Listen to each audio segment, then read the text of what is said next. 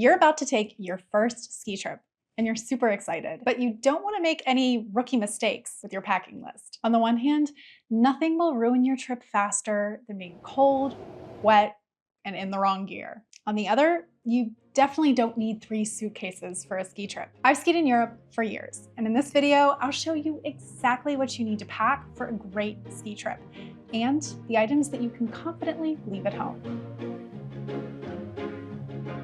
Hey, I'm Angela. I moved from the US to Europe 7 years ago, and skiing quickly became one of my favorite ways to experience winter here. Since then, I've skied everywhere from the Italian Dolomites to the Austrian Alps. And I'm a big believer that one of the secrets to a fantastic ski trip is feeling comfortable from first run to après-ski. In this video, I'm walking you through exactly what to pack for a ski trip to Europe. And if you want to make packing even easier, I have a free PDF ski trip packing list that you can download at the end of the video. All right, so first, let's start with the things you probably don't need to pack. If you are not an advanced skier, if you're a beginner, then you're probably not going to need to pack gear like skis, ski boots, poles, helmets. These are things that a lot of beginner skiers simply rent on the mountain. Now, there are 2 things that you probably will want to bring with you, and they kind of fall into this ski gear category. So the first are ski goggles. I have a theory about where you should buy these so that you don't end up with these highlighter yellow ones that I have.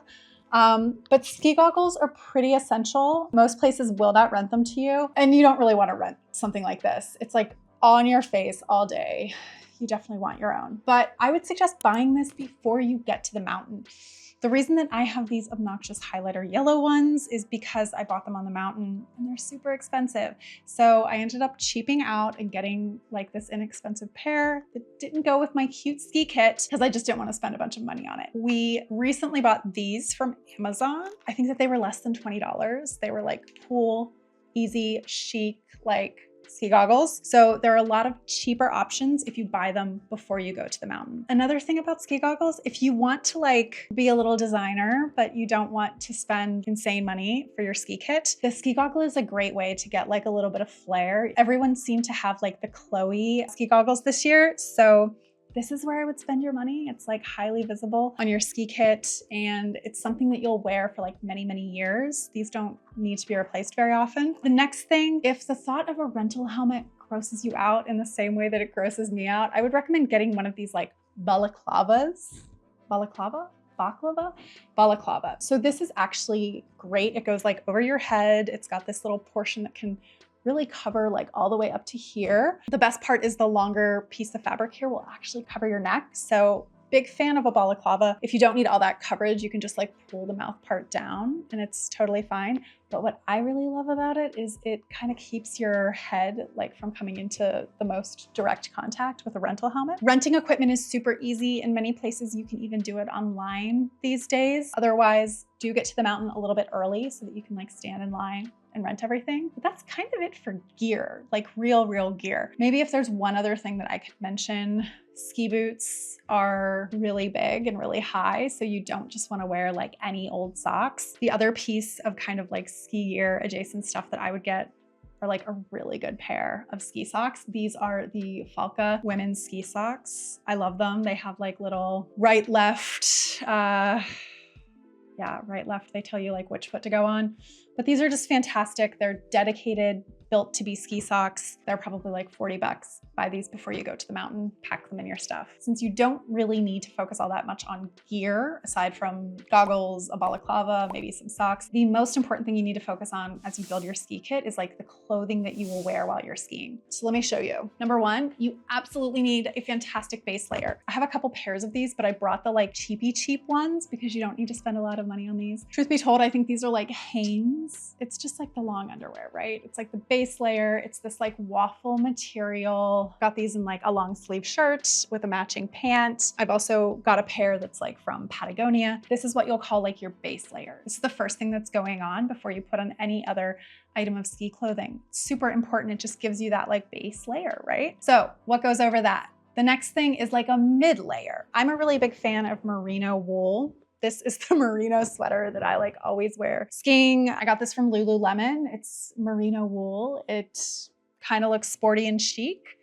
It's got these like sporty little thumb things. I really love this. Merino is a very breathable wool, so you're not going to get like overheated, but this is kind of essential. Now, if it's really, really cold out, you might need a kind of like second mid layer or something even a little bit heavier. That's the case if you want something more like a thin jacket before you put on your big ski jacket. Then I would recommend something like this. Lululemon's, I think they call it like the Down for It All jacket. Very, very thin jacket, so you're not bulking up, but incredibly insulated with the down material. Okay, when it comes to bottoms, you want waterproof ski pants. Now, when I was shopping for ski pants, I thought that this meant I would have to get into these like very puffy ski pants.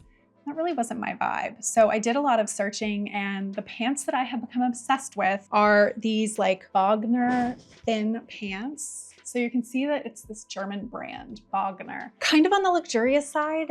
These are expensive, but they're like this very chic stirrup kind of pant. We've got the stirrups at the bottom, but they actually like go into your ski boots rather than being on the outside of your ski boots.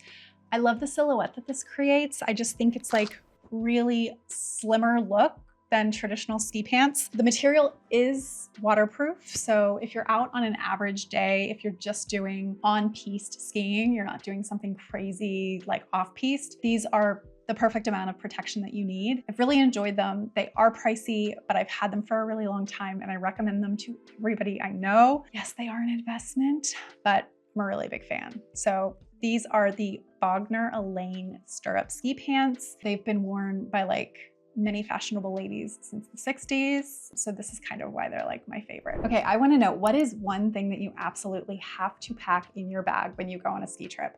I don't care if it's like crazy or unhinged. I really wanna know, like, what is the one thing that you need to have on a ski trip? Seriously, I used to travel with like portable humidifier that worked with like a bottle of water.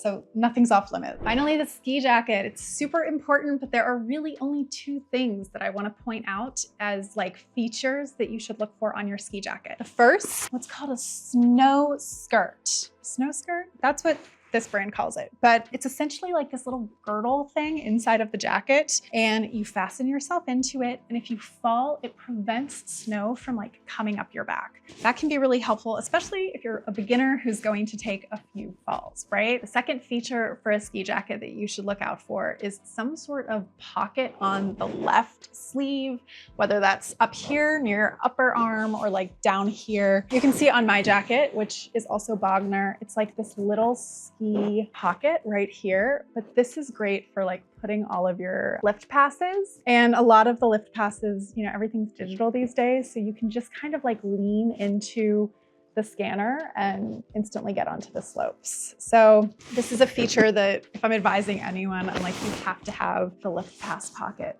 on your like jacket. I already mentioned the balaklava, the ski socks. The other thing that I would recommend is possibly bringing like a small beanie hat, especially for when you're like taking your helmet off, you're having lunch, it might be still a little cold out. I usually don't wear the beanie like under my helmet. I'll sometimes just like hide it in the chest part of my jacket while I'm skiing, but it's like not the most important thing. Okay, finally, the like most important thing that you need are waterproof gloves, right?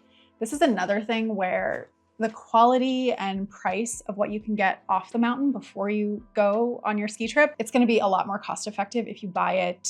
It can be anywhere. It can be Amazon, it can be a local sporting goods store, but the second that you get to the resort, things are just totally marked up, right? So a really good pair of gloves is a must. A lot of people will also get like glove liners. These are, yeah, just like it sounds, like they're just a much thinner kind of glove liner. It's funny because you may not think that you need gloves, but the second that you fall and you have to get up, snow is cold, right? Who would have thought? And then another thing to remember for your ski and snowboard clothing is sunglasses. This is gonna sound insane, but I think a really great thing to pack are like a cheap pair of polarized sunglasses that you can just like put in your pocket or like in one of the compartments of your jacket. When you're skiing in Europe, one of the most popular things to do is to take a nice long lunch break.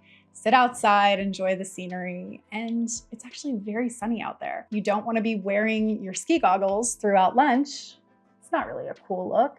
So do yourself a favor and pack some sort of cheap disposable sunglasses, something that if you fell and broke them, you wouldn't be heartbroken. You will thank me when you're eating lunch and you're able to pop those puppies on and enjoy the view. Okay, so the next section is après-ski clothing, or just stuff to wear around the mountain. This is essentially winter wear, right? So you're gonna want to bring like corduroy pants or jeans, like a nice pair of trousers, something a good material. I would say wool, especially like merino or cashmere sweaters would also be great to pack here. And I also really like athleisure, especially for like relaxing. So leggings or sweatshirts, this is also great to pack. Waterproof boots are also like a must pack. So just like your typical winter boot that is going to help you walk around through the slush and the snow. And another thing that might seem counterintuitive to pack is a swimsuit, but a ton of hotels will have pools. So don't forget to pack your swimsuit when you head to the mountains. Sounds crazy, but trust me, you'll probably need it. And then of course you'll need undergarments, stuff to sleep in, really warm socks. Don't forget other cold weather accessories that you wear in more of like a fashion way, like hats and gloves and scarves, rather than the stuff that you're packing for the mountain. The last section, winter skincare products. Most of your winter skincare products are going to be exactly the same as year-round skincare products. There's a few that I will call out. I always pack like a really good moisturizer with an SPF. Sounds, again, counterintuitive, but the sun is actually reflecting off of the snow, and believe it or not, you can get sunburned while you're out skiing. So you definitely want a good SPF. That also goes for like your lip balm. Make sure that you have a lip balm. I would even take this out skiing with you. But for that extra level of like lip care, I always take this guy and just overnight lip mask, pretty essential. This year I had some problems with like just dry air. I think it's been a lot drier this winter for whatever reason. So you may also want to take some sort of like saline solution. But those are really the most important like skincare items. A couple of other miscellaneous items. Some people will bring like hand warmers. Those are also really popular. And finally, if you are doing a ski trip to Europe, don't forget your international travel essentials. So these are things like, of course, your passport, but also plug adapters, phone banks for your phone. Make sure you have the right chargers. You'll also want to make sure you pack like your camera, video camera, memory cards, as well as any medications that you regularly take. Okay, I've thrown a ton of detail at you. You've probably forgotten all of it, but